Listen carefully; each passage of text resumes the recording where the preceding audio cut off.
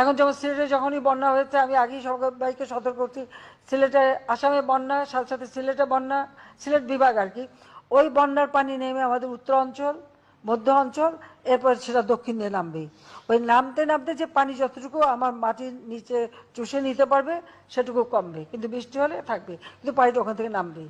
তবে আমাদের জন্য এই যে খরা, প্রচণ্ড খরা গেল, খরার পরে এই যে বন্যাটা এবং এটা যে যাচ্ছে, এটা আমাদের মাটির জন্য কিন্তু খুব ভালো হলো, কারণ মাটিগুলো উর্বর হলো, নদী খাল বিল আমাদের পুকুর সেখানে পানি আসলো।